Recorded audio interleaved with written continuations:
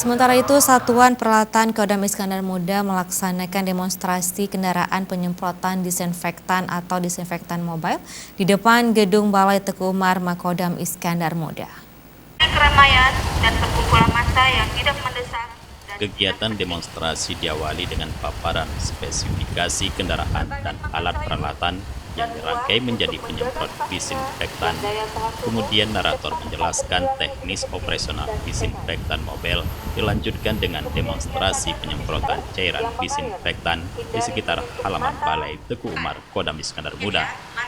Dalam kesempatan tersebut, Kepala Staf Kodam Iskandar Muda, Brigjen TNI Ahmad Daniel Hardin menyampaikan terima kasih banyak atas inisiatif dan kreativitas oleh Satuan Paldam IM telah membuat kendaraan penyemprot disinfektan ini.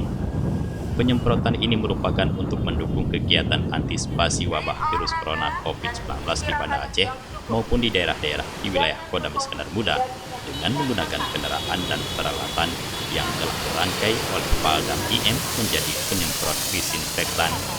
Setelah selesai melaksanakan demonstrasi, Kasda memberikan petunjuk agar segera melaksanakan action untuk mengadakan penyemprotan fasilitas umum, tempat ibadah dan pemukiman masyarakat di Banda Aceh di bawah arahan Satpol Wil Kodim 0101 PS. Kasdam IM juga menekankan kegiatan ini agar dilanjutkan ke kesatuan jajaran Kodam Iskandar Muda sehingga satuan lainnya agar bisa melakukan inovasi-inovasi seperti ini, baik alat yang digunakan dari kendaraan mobil, becak, dan kendaraan-kendaraan lainnya.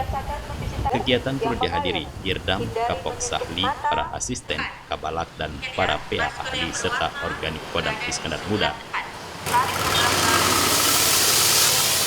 Dari Banda Aceh, Tim Liputan Aceh TV melaporkan.